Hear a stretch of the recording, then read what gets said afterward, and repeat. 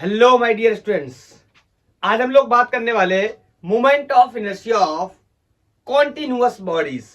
Previous lecture में हम लोगों ने पार्टिकल जैसे चीजों के मोमेंट ऑफ इनर्शिया की बात की थी। मल्टीपल पार्टिकल्स है तो किस तरीके से मोमेंट ऑफ इनर्शिया निकालेंगे। अगर आपने देख रखा है तो अच्छी बात है, वरना आप देख लें उसको, ज्यादा बेहतर रहेगा। आज हम कॉन्टिन्यूअस बॉडीज के बारे में बात करने वाले। कॉन्टिन्यूअस बॉडीज का मतलब ऐसी बॉडीज जिनके लेंथ, एरिया या वॉल्यूम में मास यूनिफॉर्मली डिस्ट्रीब्यूटेड है, जिनकी मास डेंसिटी कांस्टेंट रहने वाली है, उनका मोमेंट ऑफ इनर्शिया कैलकुलेट करेंगे। कैसे करेंगे, प्रीवियस लेक्चर में मैंने हिंट दी थी, आज इसके बारे में बात करने जा रहे हैं। MOI moment of inertia of continuous bodies. Continuous bodies का मतलब जिसमें मास, लेंथ, एरिया या वॉल्यूम में फैला हुआ है। तो सबसे पहला आर्टिकल लेते हैं अपना रॉड का। Moment of inertia of rod. मैं आपको एक बात बताना चाहता हूं, जितने भी मैं आर्टिकल ड्राइव कर रहा हूं, चाहे वो रॉड है, चाहे वो सर्कुलर प्लेट है, चाहे रेक्टेंगुलर प्लेट है, या डिस्क है, या सिलेंडर है, सारे ही सारे यूनिफॉर्म मास डेंसिटी के हैं। यूनिफॉर्म मास डेंसिटी का मतलब हर पर यूनिट लेंथ में या पर यूनिट एरिया में या पर यूनिट वॉल्यूम में मास की वैल्यू सेम रहने वाली है। मतलब हम मास डेंसिटी कांस्टेंट है, इस चीज पर काम कर रहे हैं। Moment of inertia of rod. हाँ, और मोमेंट ऑफ इनर्शिया निकालने के लिए मैंने आपको प्रीवियस लेक्चर में बताया था, एक्सिस ऑफ रोटेशन का बहुत इंपॉर्टेंट रोल होने वाला है। एक्सिस ऑफ रोटेशन हमें सेलेक्ट करनी पड़ती है कि हम किस एक्सिस के अबाउट निकलना चाहते हैं। तो पहला आर्टिकल मैं ले रहा हूं, moment of inertia of rod about its centre and axis of rotation is passing. ऐसे नहीं लिखते तो ज्यादा बेहतर रहता। Moment of inertia of rod ऐसे लिखते, हुज एक्सिस ऑफ रोटेशन, या अबाउट सेंटर लिख दिया तो वहीं छोड़ देते थे। Whose axis of rotation is passing from centre and passing from centre, इतने लिख लेते हैं। ठीक, मतलब मेरे पास एक कोई ये रॉड है, मैं मान लेता हूं इस रॉड की कोई लेंथ L है और इस रॉड का मास कोई M है। अब मेरे को मोमेंट ऑफ इनर्शिया निकालना है इस रॉड का, जो कि जिसमें एक्सिस ऑफ रोटेशन इसके सेंटर से पास करके जा रहा है, मतलब यहां कहीं पे इसका एक्सिस ऑफ रोटेशन है। ठीक है, तो मेरे को बताना कितना मोमेंट ऑफ इनर्शिया होगा। मैंने आपको बताया था प्रीवियस लेक्चर में कि मोमेंट ऑफ इनर्शिया हम लोग किस तरीके से निकालते हैं। MOI moment of inertia, I equal to, simply हम लोग क्या लिखते थे, mr²। ये कहानी तब थी जब हम पार्टिकल्स के लिए बात कर रहे हैं, कॉन्सेंट्रेटेड मासेस के लिए बात कर रहे हैं, डिस्क्रीट मासेस के लिए बात कर रहे हैं। लेकिन अगर आप ध्यान से देखो तो पूरे में मास क्या होगा, रॉड में फैला हुआ होगा, यूनिफॉर्मली डिस्ट्रीब्यूटेड मास होगा। तो डिस्ट्रीब्यूटेड मास में इस तरीके से हम सॉल्व नहीं कर सकते। डिस्ट्रीब्यूटेड मास में कैसे सॉल्व करेंगे, मैंने आपको बताया था। हम लोग क्या किया करेंगे, एक्सिस ऑफ रोटेशन से कोई डिस्टेंस गए, लेट्स से x, y में जाते तो y, z में जाते तो z, x डिस्टेंस गए, यहां से एक एलिमेंट काटेंगे, एक डिफरेंशियल एलिमेंट काटेंगे जिसका मास कितना होगा, dm मास होगा। तो इस dm मास का मोमेंट ऑफ इनर्शिया कैलकुलेट करेंगे x डिस्टेंस पे, और ऐसे ही इसमें इंफिनिटी dm मासेस काट लेंगे, तो एक का निकालेंगे, सबका ऐड कर लेंगे। और आपको पता है इस तरीके के एडिशन को, अलजेब्रा को ऐड करने के लिए हम लोग किसका इस्तेमाल करते हैं, इंटीग्रेशन का इस्तेमाल करते हैं। इस तरीके से हम यहां पर सॉल्व आउट नहीं कर सकते। तो मैंने आपको बताया कि मैं बोल सकता हूं इस छोटे से dm मास का moment of inertia will be di, and distance मैंने बताया था परपेंडिकुलर डिस्टेंस लेंगे from axis of rotation, previous lecture में हम लोग इसकी बात कर चुके हैं, X square dm। Is that clear? हाँ, इसको मेरे को एक बार बोल के बताता हूं तब समझोगे। ये एक डिफरेंशियल पार्टिकल है जिसका मैंने काटा है, उसका मोमेंट ऑफ इनर्शिया मैंने लिख दिया, और ऐसे तमाम सारे डीएम मासेस के एलिमेंट होंगे, बोलो तो सबका निकालना है तो क्या कर देंगे, इसको इंटीग्रेट कर देंगे। मैं यहां पर आपको एक दो बातें और बताना चाहता हूं, ये पहला आर्टिकल है ताकि आप आगे चल के दिमाग में रखें। अब इसको मैं इंटीग्रेट किया करूंगा तो सबसे पहले मेरे को ये देखना हुआ करेगा क्या ये कांस्टेंट है या ये वेरिएबल है। अगर ये कांस्टेंट होगा तो इसे सिंपली मैं इंटीग्रेशन के बाहर निकाल लूंगा और डीएम को क्या कर दूंगा, इंटीग्रेट कर दूंगा, फर्स्ट कंडीशन। अगर ये वेरिएबल है और ये भी वेरिएबल है तो सोचना पड़ा करेगा कि इसको किस तरीके से इंटीग्रेट करेंगे। मींस और से this is the distance and this is the mass, we can not integrate both because this is the distance and this is the mass. तो हम क्या करेंगे, मासेस को रिप्लेस किया करेंगे in the terms of distance, in the terms of length, in the terms of area, in the terms of volume, जिस तरीके की डेंसिटी पाई जाएगी। हाँ, मैं ज्यादातर यूनिटरी मेथड का यूज करके सॉल्व करता हूं, ज्यादा कॉम्प्लिकेट नहीं करता, बहुत ही इजीली सॉल्व करने की कोशिश करता हूं। हाँ, अगर मुझे डीएम को हटाना है, और मैंने ये पहले बता दिया है कि यूनिफॉर्म टाइप की डेंसिटी है, तो तीन प्रकार की डेंसिटी होगी, आप नोट कर लो। चाहो तो डेंसिटी के कॉन्सेप्ट का यूज करके इस्तेमाल कर लो, और चाहो तो वैसे कर सकते हैं यूनिटरी मेथड का इस्तेमाल करके। तो मैं ऐसा करता हूं, अभी यूनिटरी मेथड से कर दे रहा हूं आज का लेक्चर, नेक्स्ट लेक्चर में हम लोग डिस्कस जब करेंगे तो उसका इस्तेमाल कर लेंगे, डेंसिटी के कॉन्सेप्ट का। क्लियर है? चलो अच्छा करते हैं। तो बोलो, अब ये लेंथ है, ये मास है, ये एक दूसरे के साथ इंटीग्रेट नहीं होंगे, तो इसके मास को क्या करूंगा, रिप्लेस करूंगा इन टर्म्स ऑफ डिस्टेंस। तो बताओ, अब छोटी छोटी बातों पे मेरे सवालों का जवाब देना। बताओ, इस पूरी रॉड का लेंथ कितना है, एम, सॉरी एल, और इसका पूरी रॉड का मास कितना है, एम। तो मैं आपसे एक बात कह सकता हूं, एल लेंथ में कितना मास है, एम। यूनिटरी मेथड का यूज कर रहे हैं, बोलो तो यूनिट लेंथ में कितना मास होगा, एम अपॉन एल। किसी को कोई प्रॉब्लम? और मैंने जो एलिमेंट काटा है, लेट्स से इसकी थिकनेस कितनी है, इसकी थिकनेस कितनी, इसकी लेंथ कितनी है, dx। तो मैं कह सकता हूं कि dx लेंथ में जो मास होने वाला है वो m upon L into dx होने वाला है। इंपॉर्टेंट बात, हर बार में ये काम नहीं कर पाएगा। क्यों? क्योंकि हर बार में लेंथ में मास नहीं फैला होगा, कभी एरिया में होगा, कभी वॉल्यूम में होगा। तो मैं कहूंगा इतने एरिया में इतना मास, तो यूनिट एरिया में इतना मास, तो फलाने एरिया में इतना मास है, गिवन एरिया में इतना मास।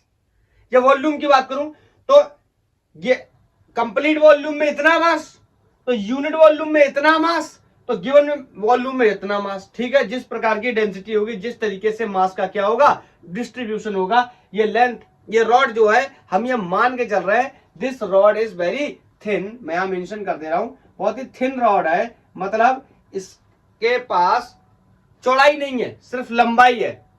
इसकी जो ब्रेथ है उसको हम क्या मान रहे हैं, बहुत ही नेग्लेक्जिबल है। ठीक, अब बताओ,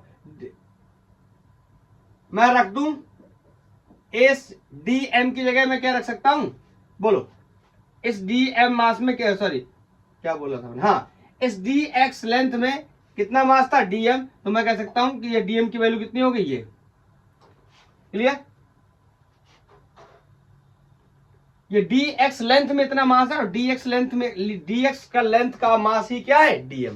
क्लियर, समझ पाए? मैं दोबारा से बता दे रहा हूं, l लेंथ में m मास है, तो यूनिट लेंथ में m बाई एल मास होगा।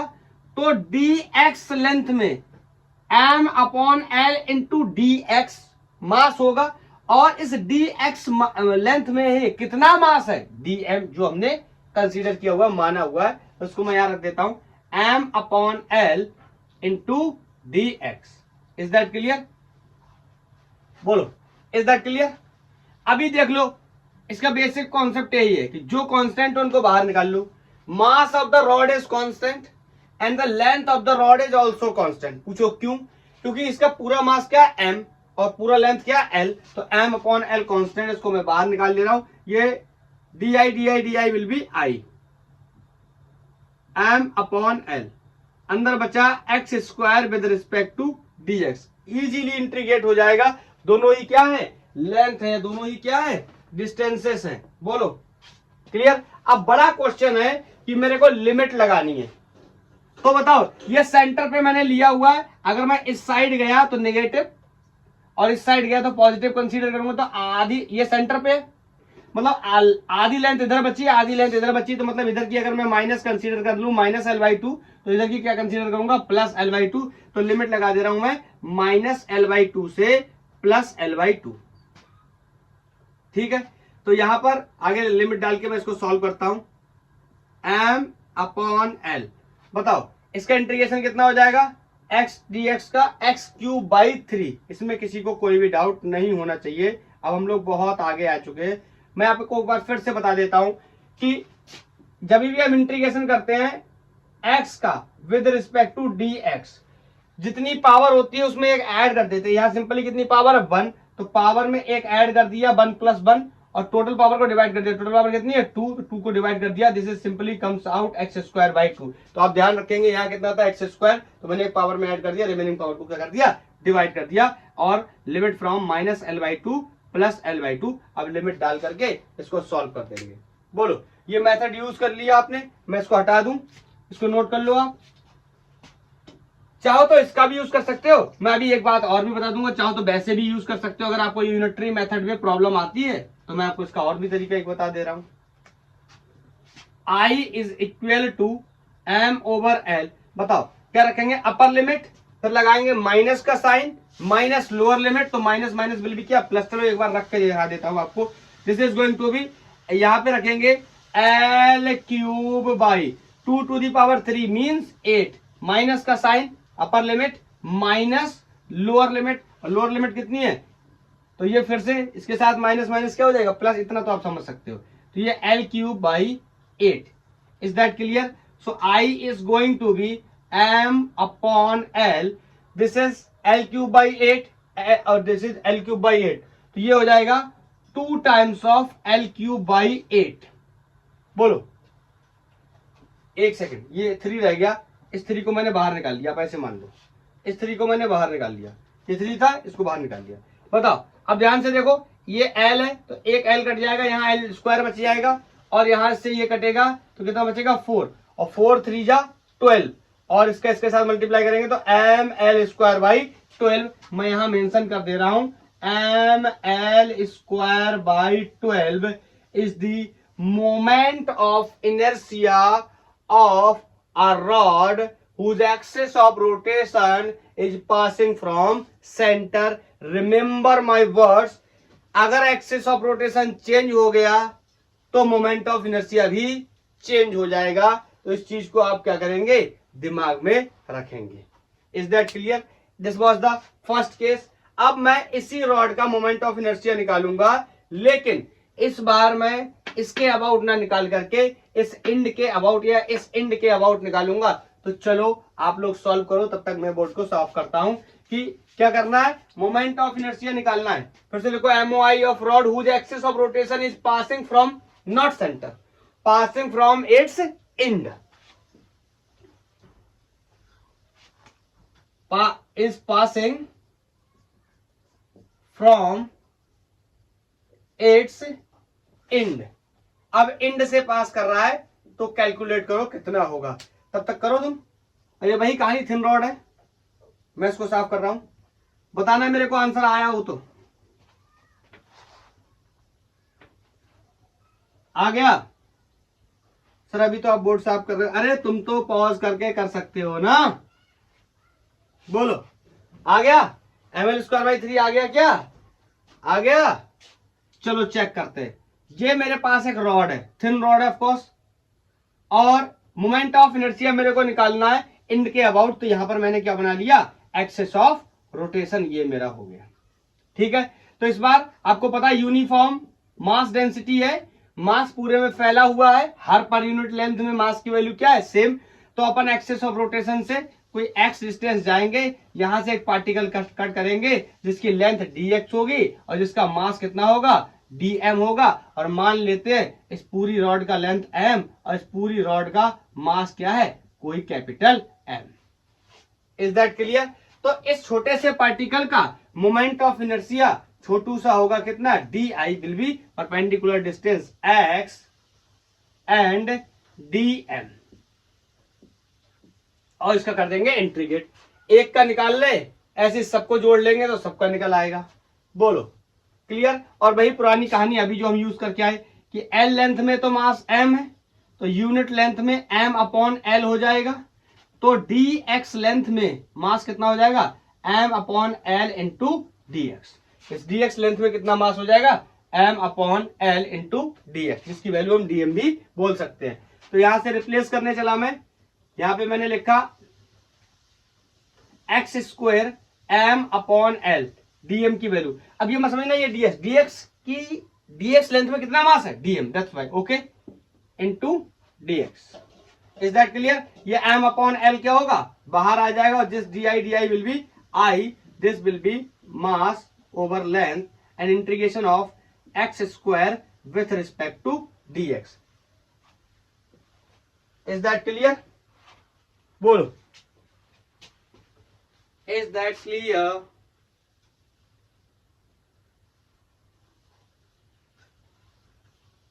करें सॉल्व।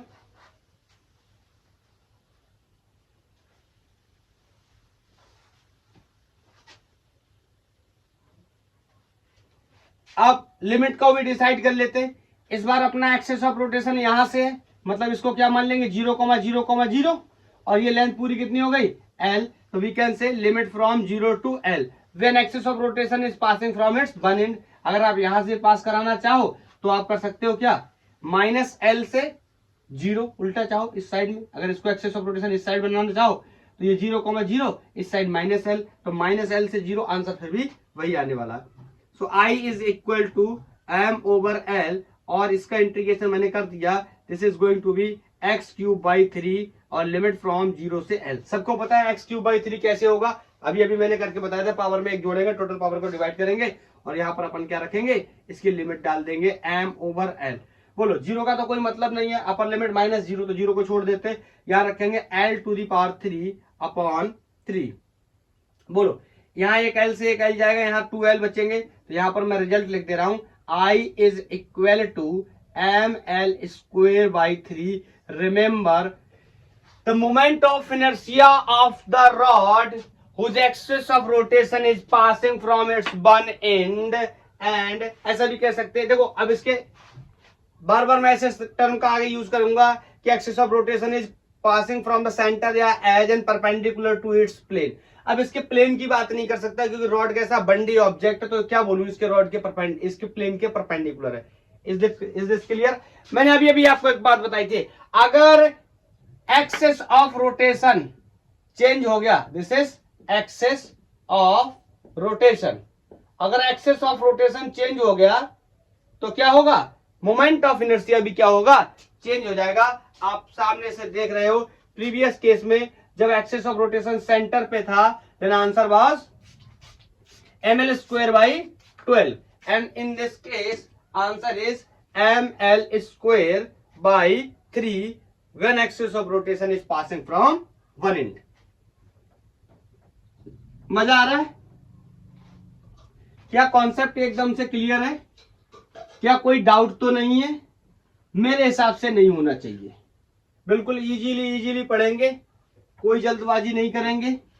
बोलो, नेक्स्ट आर्टिकल अपन लेने जा रहे हैं, एक रेक्टेंगुलर प्लेट है, उसका मोमेंट ऑफ इनर्शिया निकालेंगे, and importantly axis of rotation centre से पास कर रहा है लेकिन प्लेन के परपेंडिकुलर नहीं है, एज के पैरेलल है। तो मैं लिख देता हूं इस बात को।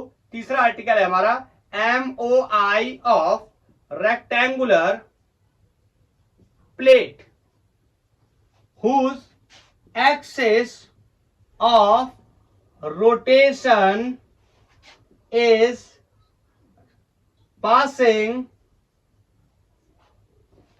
from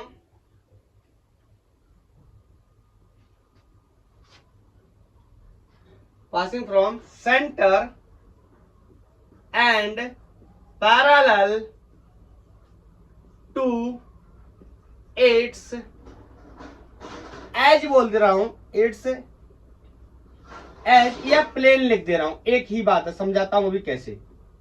इसके प्लेन के क्या है, पैरेलल है।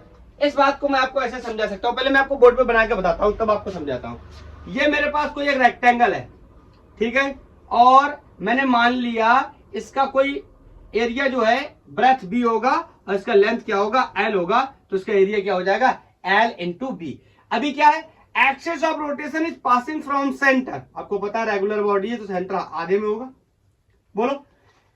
लेकिन इंपॉर्टेंट बात क्या है, ये एक्सिस ऑफ रोटेशन किस तरीके से इस 2D बोर्ड पे समझना काफी मुश्किल है। मैं आपसे एक क्वेश्चन पूछूं कि ये एक्सिस ऑफ रोटेशन ऐसे पास कर रहा है या ऐसे पास कर रहा है, ये कैसे भी पास करे बोर्ड पे तो हर बार में मैं ऐसे ही बनाऊंगा। इसी वजह से मैं इसका कॉन्सेप्ट आपको बहुत अच्छे से क्लियर करना चाहता हूं। Axis of rotation is passing from the centre and parallel to the its edges. ये क्या है, इसके किनारे, तो किनारों के क्या है, पैरेलल है, या प्लेन के क्या है, पैरेलल है। इस बात को मैं ऐसे भी समझ सकता हूं, जैसे मान लीजिए ये एक नोटबुक है और ये किसका काम कर रहा है, एक रेक्टेंगल का काम कर रहा है, तो आई कैन से ये जो एक्सिस ऑफ रोटेशन है पास तो कर रहा है सेंटर से, ऐसे करके जा रहा है, यहां से घुस रहा है इस तरीके से, और इस तरीके से एक्सिस ऑफ रोटेशन है। Don't think this is like this. अगर ये इस तरीके से चीर के इसको उस पार जा रहा होता तो मैं यहां पे लिखता कि which axis of rotation is passing from centre and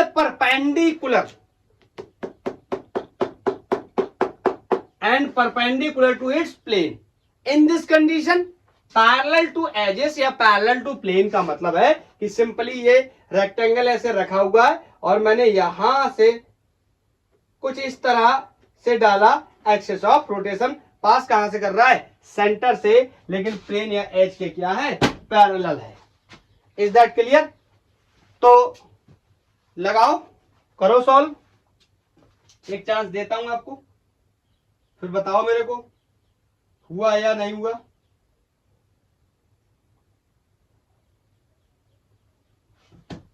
बोलो, हो गया? हो गया? कैसे करके किया करो, वही पुरानी थ्योरी, जैसे मैं बार बार आपको बताता हूं।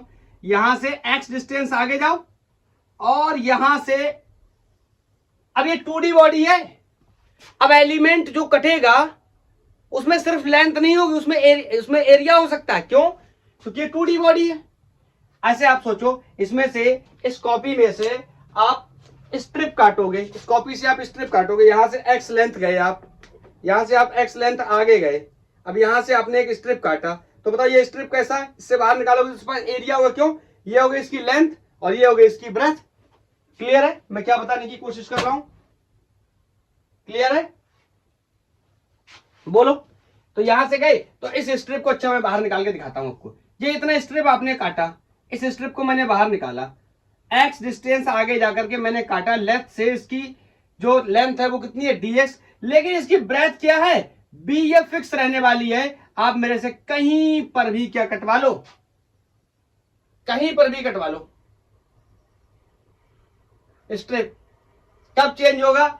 जब मैं ऐसे न जा करके ऐसे जाता, ध्यान से सुनना, ऐसे बाई के अलोंग चलता और यहां से बोलो, यहां से काटता, समझ रहे हो? यहां पर रफ डायग्राम बना के बता रहा हूं, यहां पर ऊपर जाके y डिस्टेंस और यहां पर काटता ऐसे, तो बताओ इसमें क्या कांस्टेंट रहता, लेंथ कांस्टेंट रहती, इसकी जो भी लेंथ है। फिर कौन चेंज होता है, इसका ब्रेथ चेंज होता, तो इसको मैं db मानता। Is that clear? Is that clear? x के लॉन्ग काट रहा है, बोलो।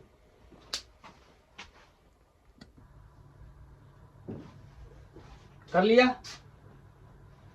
चलो अब फटाफट सॉल्व करते हैं। तो बोलो, इसका मोमेंट ऑफ इनर्शिया लिख सकते हैं हम लोग क्या, di is equal to X square dm। ये जो स्ट्रिप काटा है इसका मास हमने क्या माना है, dm। अब बड़ा सवाल ये कि इस dm का मास कितना होगा, तो वही यूनिटरी मेथड से जैसे हम निकालते थे वैसे निकालेंगे।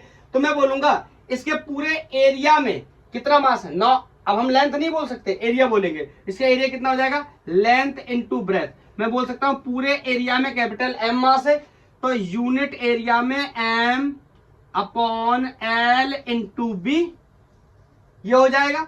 और इस dx में कितना मास हो जाएगा, तो इस dx इस dx नहीं बोल सकते अब इस dx इंटू बी, इसका अरे बताओ इस स्ट्रिप का एरिया कितना होगा, एरिया ऑफ स्ट्रिप कितना होगा, लेंथ इंटू ब्रेथ, तो ब्रेथ कितनी है b, लेंथ कितनी है dx, तो इसका एरिया कितना हो गया b dx। तो अगर मेरे को निकालना हो कितने में, b dx एरिया में कितना हो जाएगा, तो m upon l into B, और इसमें कितना हो जाएगा, मल्टीप्लाई कर दूंगा v dx, तो यहां b से b क्या हो गया, मर गया। बोलो, तो यहां पर जो मास निकल के आ गया इस छोटे स्ट्रिप dm का mass, that is m upon l into dx। मैं यहां रख देता हूं di is equal to X square, DM की वैल्यू कितनी है, m ओवर l। अब एल अब मैंने स्मॉल मान लिया तो स्मॉल ही रख लेंगे, m over l and multiply with dx। तो आपको पता है dx क्या हो जाएगा, बाहर आ जाएगा, di will be i, sorry m over l constant है तो ये बाहर आ जाएगा, dx नहीं, ये हो जाएगा कितना, एक्स स्क्वायर dx। अब वेरी इंपॉर्टेंट, यहां पर मेरे को लिमिट लगानी, लिमिट आपने बहुत सोच समझ कर लगानी, लिमिट में अक्सर स्टूडेंट्स गलती कर देते हैं। बताओ क्या लिमिट लगानी चाहिए मेरे को इसमें, बताओ क्या लिमिट लगानी चाहिए, ध्यान से सुनो। ये सेंटर से पास कर रहा है तो इधर की डिस्टेंस माइनस l/2 और इस साइड की प्लस l/2, ध्यान से सुनना। ये इस तरीके से अगर ये वाली कंडीशन होती, ये वाली कंडीशन होती कि मैं यहां से ऊपर गया होता और यहां पर जाकर मैंने एक स्ट्रिप काटा होता, मतलब बी गया होता, ऊपर की तरफ कौन है, बी चल रहा है, इधर नीचे की तरफ कौन चल रहा है, एक्स चल रहा है, एक्स में कौन है, एल। तो यहां से बाई जाके, चलो बाई मान ले रहा हूं, बाई ऊपर जाके यहां पर एक स्ट्रिप मैंने काटा होता, और इस स्ट्रिप का जब मैं लिमिट लगाने जाता तो लिमिट कहां से लगाता, -b/2 से +b/2। Is that clear. तो मैं एक निकाल दे रहा हूं, दूसरा आपसे होमवर्क में पूछ लूंगा।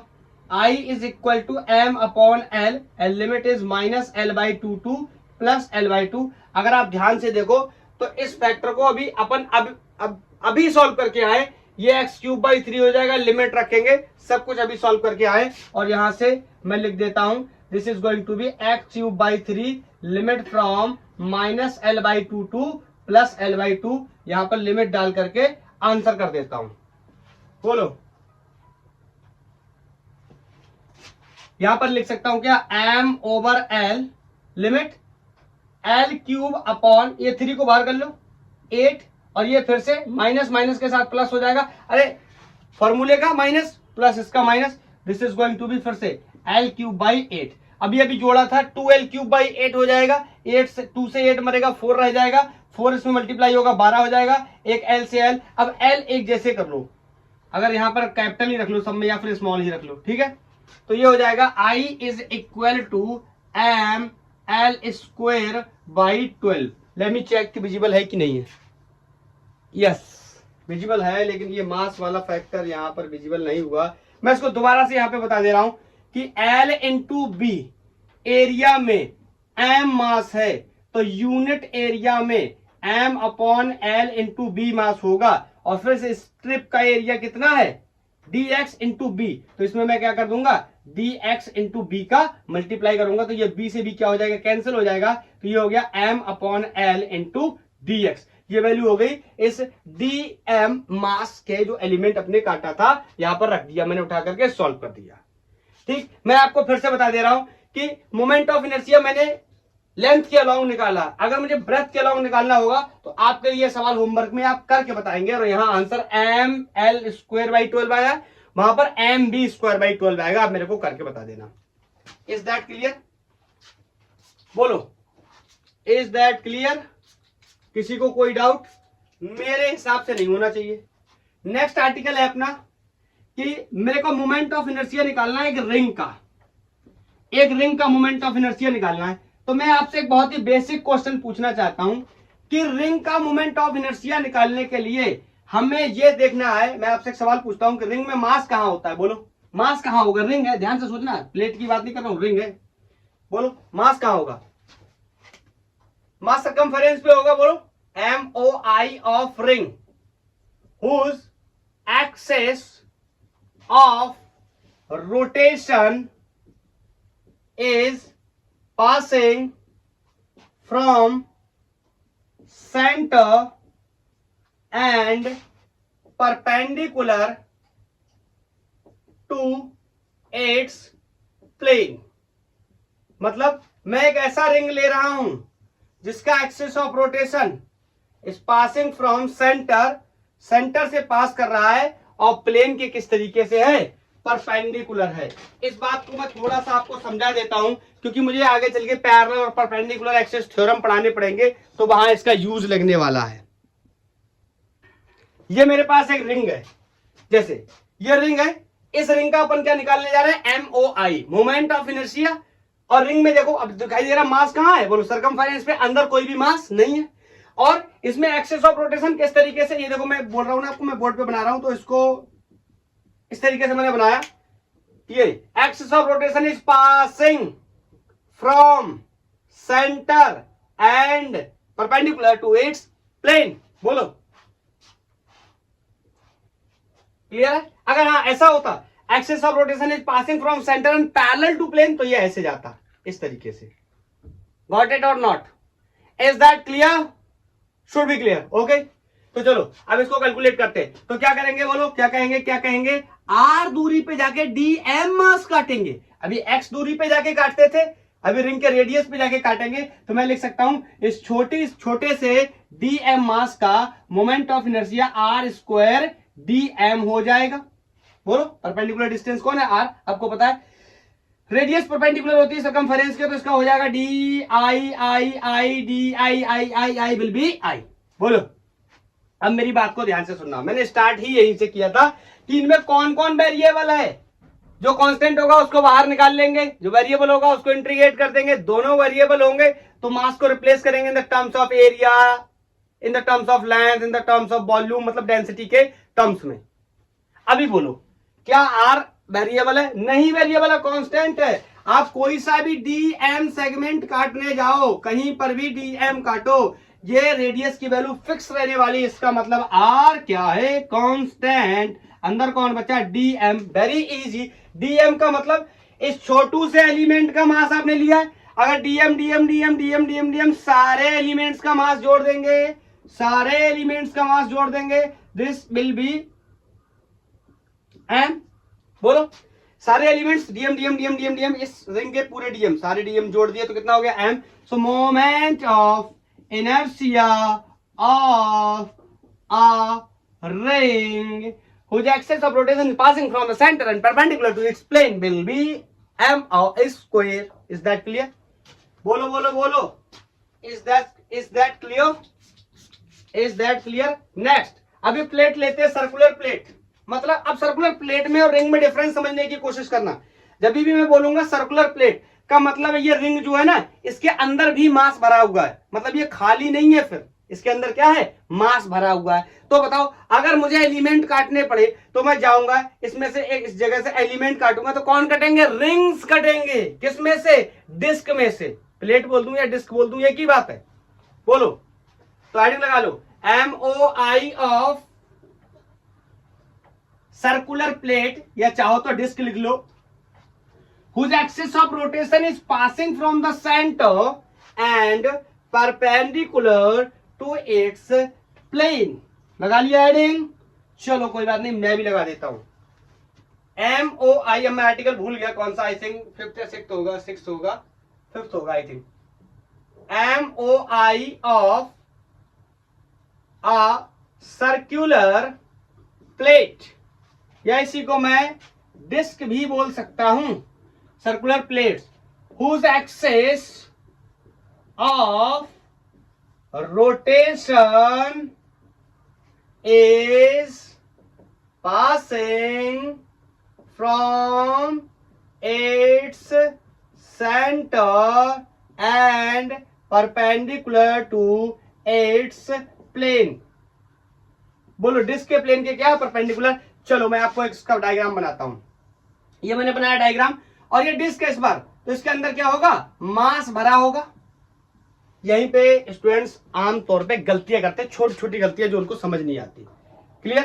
तो यहां पर बोलो मैंने भर दिया, तो इसका मैं अगर रेडियस लेने जाऊं तो ये कोई मैंने कैपिटल R रेडियस ले लिया। अब क्या करेंगे, x दूरी जाते थे, एक एलिमेंट काटते थे, अब x दूरी नहीं जा सकते, अब रेडियस के टर्म्स में जाएंगे। हाँ डिस्टेंस को आप एक्स वाई लिखो, उससे कोई फर्क नहीं पड़ता, एलिमेंट के कटने का तरीका अलग हो जाएगा। बोलो, अब मैं यहां से एक्स दूरी गया तो मैंने यहां से एक एलिमेंट काटा, तो आप मेरे को एक सवाल का जवाब दे दो बस, ये जो एलिमेंट मैं इस डिस्क में से काट के निकालूंगा ये रिंग ही तो निकलेगा। बोलो, अगर ये पूरा भरा हुआ है, मान लो इसके अंदर पूरा मास भरा हुआ है, तो कहीं से मैंने चाकू उठाया और मैंने यहां से खच खच खच खच कटिंग इसकी शुरू करी, और कटिंग करके और मैंने एक निकाला इस तरीके से, तो वो क्या निकल के आएगा? अल्टीमेट रिंग निकल के आएगा। Is that clear? मैं आपको ये बताने की कोशिश कर रहा हूं, जब मैं डिस्क में से एलिमेंट काटूंगा तो रिंग निकलेगा। बहुत ही मुद्दे की बात बता रहा हूं, आगे चल के बहुत काम आने वाली है। तो ये जो मैंने एलिमेंट काट करके निकाला, इस एलिमेंट का रेडियस बताइए कितना है? एक्स, जो कि मैंने मान के रखा है। इसका अपना कोई मास होगा एलिमेंट का? बोलो, मैंने मान लिया इसकी थिकनेस कोई क्या है? dx। ये जो रिंग मैंने काट के निकाला है इसका थिकनेस क्या है? कोई dx। अब मेरे को लिखना है इसका मोमेंट ऑफ इनर्शिया, तो पहले तो मैं यही लिख सकता हूं कि di, इस छोटे से, यहां पे मैंने काटा, इसका मास dm होगा, तो इस छोटे से dm मास का मोमेंट ऑफ इनर्शिया कितना हो जाएगा? Perpendicular distance x² multiply by its mass. और ऐसे तो इसमें तमाम रिंग कटेंगे। अरे बोलो, तमाम रिंग कटेंगे। एक रिंग का निकाला, सबका इंटीग्रेट का, एक निकाला इंटीग्रेट कर दिया, मतलब सबका आ जाएगा। लिमिट का गेम है, लिमिट वेरी इजी। 0 से शुरू करेंगे और मैक्सिमम रेडियस तक जा सकते हैं। लेकिन बड़ा क्वेश्चन मेरे दिमाग में जो है वो फिर से यही है, कौन कौन वेरिएबल और कौन कौन कांस्टेंट है। क्या मैं एक्स को बाहर निकाल लूं, डीएम डीएम एम कर दूं और आंसर कर दूं? ऐसा नहीं हो सकता। क्यों? क्योंकि रेडियस यहां 0 से लेके और r तक क्या कर रहा है? वेरी कर रहा है। It means this distance is variable in this time. आपको कि सर पिछले टाइम भी तो वेरिएबल था। नहीं था, पिछली बार रिंग की वजह से मास सिर्फ और सिर्फ कहां था? सरकमफेरेंस पे था। तो आप यहां से जाके काट भी लोगे तो क्या काटोगे जब मास ही नहीं है? लेकिन इस बार पूरा मास क्या है? भरा हुआ है। Is that clear? So I can say, अभी इसका मेरे को क्या निकालना पड़ेगा? मास निकालना पड़ेगा डीएम का, मतलब मास डेंसिटी का यूज करके या यूनिटरी मेथड का यूज करके। मैं आपसे एक बहुत ही बेसिक सवाल पूछता हूं। मैं बोलूंगा आपसे, अगर जब इसका area circular of course pi R square हो जाएगा तो इसका मास कितना होगा? Capital M. तो मैं मान लेता हूं इसका एरिया कितना है? पाई आर स्क्वायर, और इसका मास कितना है? Capital M. मैं आपसे पूछूं यूनिटरी मेथड लगा के कि यूनिट एरिया में कितना मास होगा? आप कहोगे इतना मास होगा। तो मैं पूछूं इसमें कितना मास होगा? तो आप कहोगे इसका एरिया निकाल लो और मल्टीप्लाई कर दो, यहां पर आपको पता चल जाएगा कितना मास होगा। तो इसका एरिया कैसे निकालेंगे? इसको काट के सीधा कर लूं, इसको काट के सीधा कर लूं। इस रिंग को यहां से काटा, इस रिंग को यहां से काटा, तोड़ा और तोड़ के क्या कर लिया? सीधा कर लिया, वायर बना लिया। तो बोलो इसकी लेंथ कितनी हो जाएगी? बहुत इजी है। सर्कल की लेंथ कितनी होती है? 2 पाई आर होती है। आर मेरा कौन है? यहाँ एक्स, तो मैं बोल दूंगा इसकी लेंथ होगी 2 पाई एक्स। और बोलो इसकी चौड़ाई dx मैंने पहले से ले रखी है। Is that clear? इसकी मोटाई चौड़ाई जो भी मैंने dx ले रखी है। तो इसका एरिया कितना हो गया? बोलो इस da का एरिया कितना हो गया? आई कैन से लंबाई गुणा चौड़ाई एरिया होता है। दिस इज लंबाई एंड चौड़ाई is dx, length into breadth. तो मैंने बोल दिया यूनिटरी मेथड लगा करके कि पाई आर स्क्वायर एरिया में m मास है, यूनिट एरिया में इतना मास है, तो इतने एरिया में कितना मास होगा? Multiply by this. Is that clear? Is that clear? तो मैं कह सकता हूं इस DA एरिया में, DA एरिया की वैल्यू कितनी? इतनी। कितना मास होगा? m upon pi R square into 2 pi X dx। Is that clear? कोई डाउट तो नहीं है, होना भी नहीं चाहिए। ये एलिमिनेट हो गया कौन? पाई से पाई। Is that clear? तो यहां से जो dm मास है वो कितना हो गया? उसकी वैल्यू मैं लिख सकता हूं 2, शायद विजिबल ना हो तो मैं यहां लिख दे रहा हूं 2 कैपिटल M और ओवर आर स्क्वायर, और कौन बचा? x dx। इसको क्या करेंगे अपन? इस इंटीग्रेशन में पुट करेंगे, इंटीग्रेशन करेंगे, लिमिट डालेंगे, 0 से r सॉल्व करके आंसर। बोलो, चलो लिख देता हूं x स्क्वायर। डीएम को मैं क्या लिख सकता हूं? किसी के दिमाग में ये सवाल तो नहीं आ रहा कि भाई साहब इस बार हर बार में इस डीएम को क्यों हटा रहे हो, इस एक्स को क्यों नहीं हटा रहे? अरे भैया, एक्स को मास के टर्म्स में कैसे हटा लोगे? मास को हटा सकते हो in the terms of length, area and volume by the help of mass density का concept. Linear mass density, mass per unit length. Surface या areal mass density, mass per unit area. Volume mass density, mass per unit volume. Very simple. So I can say dm will be 2 capital M upon capital R square x into dx. This is the mass of, this is the value of the mass in this area या dm mass, is that clear. अभी जो constant होंगे उनको बाहर निकाल लेंगे, इसको di को मैं आई कर ले रहा हूं, ठीक है। बताओ टोटल मास क्या है, कांस्टेंट, 2 भी क्या है कांस्टेंट, r स्क्वायर भी क्या कांस्टेंट, क्यों, क्योंकि ये रेडियस है इस प्लेट का। सो I can say 2m upon r square is constant. अंदर कौन बचा, एक x स्क्वायर ये, एक x ये, this is going to be x cube into dx। बोलो अभी करेंगे इसका इंटीग्रेशन, लिमिट बिल्कुल यहां से शुरू करो, 0 से शुरू करो, बिल्कुल मैक्सिमम तक चले जाओ, इसका मतलब r तक चले जाओ, limit is from 0 to r। बोलो x क्यूब का integration with respect to dx, everybody knows this is going to be x to the power 4 over 4। Is that clear, very good. 2m over r square, this is x to the power 4 over 4, limit from 0 to r. Is that clear? I'm going to put the limit and we are getting the answer now. R square, this is going to be r to the power 4 over 4। कोई मतलब नहीं है zero रखने का, ठीक है। तो अभी देखो जो मरेगा उसको मार देंगे। फर्स्ट ऑफ ऑल ये r स्क्वायर है, ये मरेगा, यहां तो पावर 2 बचेगा, ये मरेगा तो 2 बचेगा, ठीक है। 2 से गया 4 तो 2 गया, r टू दी पावर 2 से 4 कट गया, तो कितना बच गया, m r square by 2। I can write the moment of inertia due to a circular plate whose axis of rotation is passing from center and perpendicular to its plane is going to be half mr square.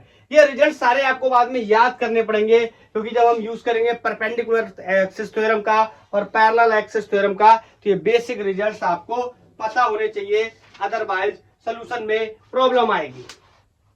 Is that clear? बोलो हो गया, मजा आ रहा है क्या, मजा आ रहा नहीं आ रहा बताओ।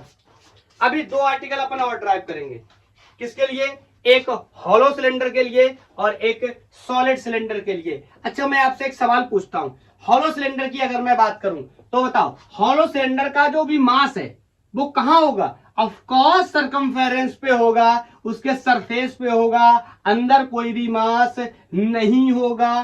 बोलो, और what about the solid cylinder, solid cylinder के तो पूरे वॉल्यूम में मास भरा होगा, क्योंकि बिकॉज इट्स सॉलिड सिलेंडर।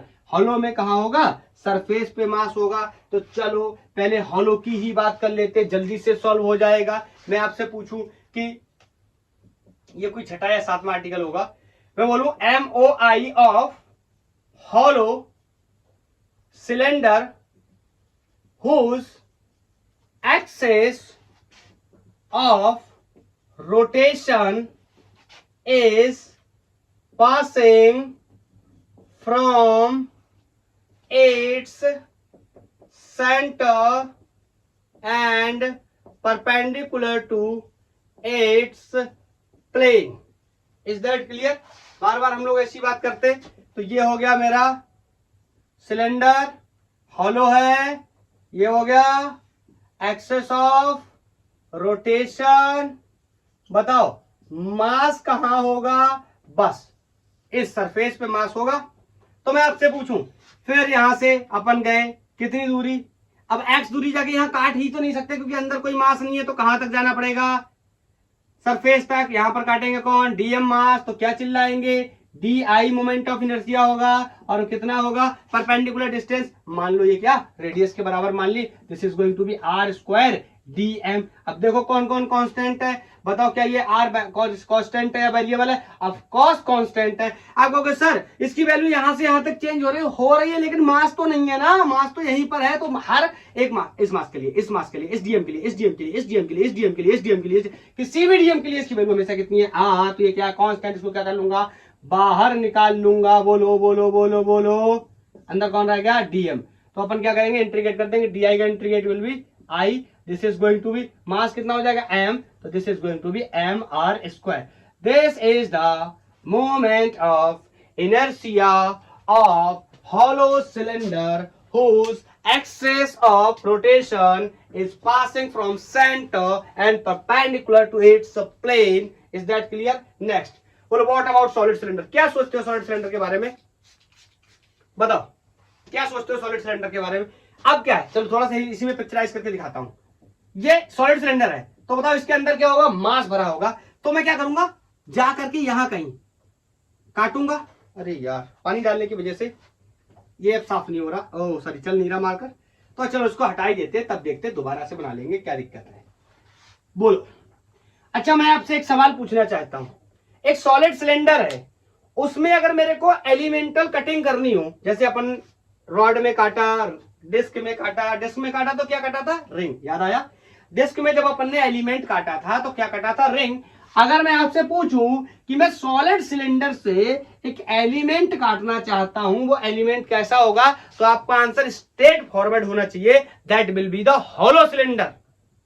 क्योंकि मैं आपको ऐसे समझाता हूं, देखो शायद समझना आपके लिए आसान हो जाए। ये आने वाला तो नेक्स्ट लेक्चर में। जैसे मान लो तरबूज है मेरे पास, वाटरमेलन है, मैं आपसे बोलूं वाटरमेलन से एक एलिमेंट काटो, जो कि वाटरमेलन कैसा होता है, 3D होता है, वो एलिमेंट भी 3D होना चाहिए। तो आप क्या करोगे, सिंपली चाकू डालोगे और इस तरीके से उसमें घुमाओगे, बढ़िया करके इस तरीके से घुमाओगे और काट के पूरा निकालोगे। मैं एग्जांपल के लिए बता दे रहा हूं, आपने जो वाटरमेलन से काटा है वो क्रिकेट बॉल निकाल ली आपने, मान के चलो क्रिकेट बॉल अंदर से कैसी हो गई, हॉलो, अंदर से हॉलो हो गई, मास पूरा कहां हो गया, सरफेस पे, अंदर से हॉलो। तो वही क्या हो गई एक प्रकार से। आप इस बात से रिलेट मत करना कि वाटरमेलन का साइज शेप इलिप्टिकल है और बॉल का साइज सर्कुलर। मैं आपको कुछ बताने की कोशिश कर रहा हूं कि आपने सॉलिड ऑब्जेक्ट में से अगर उसका एलिमेंट काटा तो वो क्या कटा, उसका सब एलिमेंट कटा, मतलब जूनियर उसकी ज्योमेट्री कटी, मतलब हॉलो कटा। मतलब मैंने सर्कुलर प्लेट से जब एलिमेंट काटा तो रिंग कटा। अब मैं हॉलो सॉलिड सिलेंडर से अगर मैं एलिमेंट काटूंगा तो क्या कटेगा, हॉलो सिलेंडर। और नेक्स्ट आगे जाकर के जब मैं एक स्फीयर से, सॉलिड स्फीयर से एलिमेंट काटूंगा तो कौन कटेगा, हॉलो स्फीयर। मैं बस आपको इतना बताने की कोशिश कर रहा हूं। तो लगा लो heading MOI of solid cylinder whose axis of rotation is passing from center and perpendicular to its plane।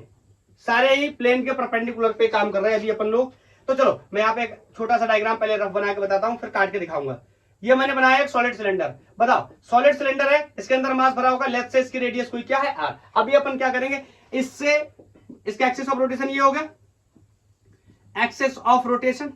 अब मैं क्या करूंगा, यहां से x दूरी जाके क्या करूंगा, एलिमेंट काटूंगा। तो मैं बस आपसे यही तो बोलने की कोशिश कर रहा हूं, ये जो एलिमेंट काटूंगा ये कैसा कटेगा, सिलेंड्रिकल शेप का ही कटेगा। तो मैं इस सिलेंडर को बाहर निकाल लेता हूं डॉटेड फॉर्म में। बोलो ये जो मैंने कटेड एलिमेंट है इसको मैंने ऐसे बाहर निकाला है, बोलो। और मैंने बड़े वाला सिलेंडर जो था इसका रेडियस r लिया था, तो इसका रेडियस कितना हो जाएगा, स्मॉल x, क्योंकि मैंने x दूरी पे जाके काटा था। बोलो इसका मास कितना हो जाएगा, इसका मास कितना हो जाएगा, dm। अभी मैं आपसे सवाल पूछूं, क्या ये x अगर मैं लिखना चाहूं तो ये क्या हो जाएगा, di is equal to r square dm।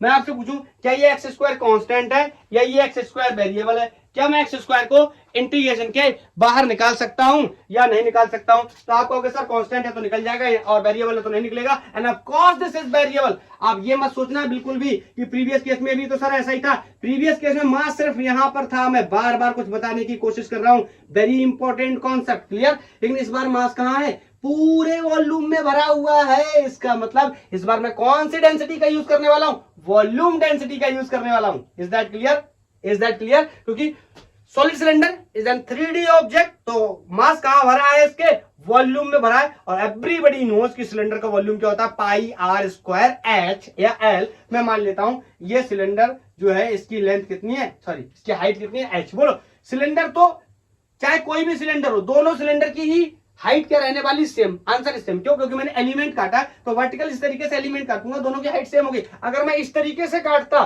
तो हाइट में भी डिफर कर सकती थी। इज दैट क्लियर और नॉट, इज दैट क्लियर और not, I think should be clear. Okay तो लेट्स से अभी अपन क्या करते हैं, कैलकुलेट करते हैं। तो फिर वही प्रॉब्लम आने वाली, इसका मास कितना है ये चेक करने जाएंगे। तो सबसे पहले तो देख लेते हैं पूरे वॉल्यूम में कितना मास है। तो लेट्स से मैं आपको बोल दे रहा हूं इसका रेडियस r है, इसका मास क्या है, मान लो m, कैपिटल M। तो मैं एक बात आपसे बोल सकता हूं, पाई r स्क्वायर, कौन सा, this r square into l। I think यही होता है सिलेंडर का वॉल्यूम। स्टैंडर्ड रिजल्ट है, इसमें मैं बोल सकता हूं एम मास है। मैं आपसे पूछूं यूनिट में कितना होगा, सिंपली आप बोलोगे सर इतने वॉल्यूम में इतना मास, तो यूनिट वॉल्यूम में मास ओवर वॉल्यूम। अब बड़ा सवाल है कि इसमें कितना मास होगा, तो पहले इसका वॉल्यूम निकालना पड़ेगा और उस वॉल्यूम का यहां पर क्या कर देंगे, मल्टीप्लाई कर देंगे। तो वॉल्यूम निकालने के लिए अब मैं यहां पर आपको थोड़ी सी मैथमेटिक्स के बारे में बताता हूं। क्या होता है, हम लोग याद कर लेते हैं एरिया पाई आर स्क्वायर है, या हाफ बेस इंटू हाइट है, या पाई वॉल्यूम किसी का पाई आर स्क्वायर एल है, या 4/3 पाई आर क्यूब है। ये सब स्टैंडर्ड रिजल्ट होते हैं आफ्टर इंटीग्रेशन, ये कैलकुलेट किए जाते हैं। बेसिक क्या होता है, एरिया लंबाई गुणा चौड़ाई। मैं आपको बार बार बताता हूं, length into breadth volume, length into breadth into height, simply. तो अगर मैं बोलूं आपसे, अगर इस सिलेंडर का एरिया लिखना चाहूं मैं, एरिया तो कितना लिख सकता हूं, लंबाई इंटू चौड़ाई। तो लंबाई बोलो उसकी कितनी जाएगी, पट्टी को काट के अगर मैं सीधा करूं तो लंबाई विल बी 2 पाई एक्स। कोई नकार नहीं सकता, अभी 2 केसेस में मैं इसको निकाल करके आया हूं। बोलो, और चौड़ाई बता दो या मोटाई बता दो, तो बोलो इसकी थिकनेस मैंने कितनी मान के रखी है, dx। This is the area, अभी निकाल के आया था। बोलो बोलो, ये स्ट्रिप को मैंने अगर सीधा किया था तो मैंने क्या लिखा था, 2 पाई एक्स इंटू dx। इसको किसी को इसमें दिक्कत नहीं थी, लेकिन ये 2D ऑब्जेक्ट था, मुझे चाहिए 3D, तो मल्टीप्लाई करूंगा इसके लेंथ के साथ, और ये हो गया छोटू सा dB volume. Is that clear? बोलो, तो इस dB वॉल्यूम में कितना मास हो जाएगा, आई कैन से dB में हो जाएगा मल्टीप्लाई बाई dB। तो यूनिट में कितना है, m over pi R square L, तो इतने में कितना हो जाएगा, multiply by 2 pi X D X into length. Length से लेंथ मर गया, पाई से पाई मर गया, और यहां पर dB में, इस dB वॉल्यूम में जो dm मास है, उस dm मास की वैल्यू मैंने यहां से निकाल ली। This is going to be 2 capital M upon R square, 2 capital M upon R square. यहां बचा कौन, x dx। Is it visible और not, let me check, yes it is visible. तो यहां अपन रखेंगे इसको, तो थोड़ा सा फास्ट फॉरवर्ड कर दूं, और सबको पता है कि लिमिट क्या लेने वाले। बोलो, यहां से शुरू और यहां पर खत्म, it means limit will be 0 to r। तो चलो थोड़ा सा जल्दी कर देते हैं, आई बोलो एक्स स्क्वायर dm की value 2m over R square X dx। This is the value of dm, या इस dv वॉल्यूम में कितना मास है, इज दैट क्लियर? तो I can say I will B, कौन कौन, अगर कोई कैंसिल हो रहा है तो ठीक है, नहीं तो कोई बात नहीं, जो कांस्टेंट को बाहर निकाल लेंगे, 2m over R square is constant, ये एक्स स्क्वायर, ये X, this is going to be X cube into dx, limit from 0 to r। सबको पता है X cube with respect to dx कितना इंटीग्रेशन हो जाएगा, this is simply going to x to the power 4 over 4, and limit from 0 to r, I is going to be 2m over r square, and integration कितना हो जाएगा, x to the power 4 over 4, limit from 0 to r। Late put the limit, 0 रखने का कोई मतलब नहीं है, अपर limit minus 0, तो this is going to be 2m over r square is going to the r to the power 4 over 4। Clear? यहां पर ये 2r से ये 2r चले गया, तो यहां 2 बचे, ये इससे चला गया, तो ये आ गया I equal to half M R square, moment of inertia of solid cylinder whose axis of rotation is passing from center and perpendicular to its plane. This is the result. अब don't think प्रीवियस केस में M R आया था, उसके case में half M are आया था, ये आपको याद करना है। मैं आपको सब कुछ ड्राइव करने के बाद में एक टेबल बना दूंगा कॉमन रिजल्ट्स याद करने के लिए, आप एक दो बार उसको देख लेना, लर्न हो जाएगा। मैं यहाँ पर एक बहुत ही इंपॉर्टेंट बात आपको बताना चाहता हूं, ध्यान से सुनना। ये लंबाई है इसकी सिलेंडर की, ध्यान से देखो, moment of inertia is half M R square. किस किस पे डिपेंड कर रहा है, सिर्फ मास पे और रेडियस पे। मोमेंट ऑफ इनर्शिया डिपेंड नहीं कर रहा इस सिलेंडर की लेंथ पे। इसका मतलब सिलेंडर फाइनाइट है, सिलेंडर इनफाइनाइट है, सिलेंडर की लेंथ बढ़ भी जाए क्वेश्चन में, अगर क्वेश्चन मेरे साथ गेम करता है कि पहले सिलेंडर की हाइट 5 सेंटीमीटर थी, बाद में 15 सेंटीमीटर हो गई, तो बताइए इनके मोमेंट ऑफ इनर्शिया में क्या रिलेशन होगा। तो ध्यान रखेंगे कि moment of inertia of cylinder do not depend upon the length of cylinder या हाइट ऑफ सिलेंडर। ओके, तो मैं यहां पे लिख दूं MOI of solid cylinder do not depend on height of cylinder. Is that clear? Is that clear? तो half M R square cylinder की height पर डिपेंड नहीं करेगा मोमेंट ऑफ इनर्शिया। तो आई थिंक अभी अगर मैं सॉलिड स्फीयर, हॉलो स्फीयर या कोन जैसी चीजों का ड्राइव करने जाऊंगा तो लेक्चर काफी लंबा हो जाएगा।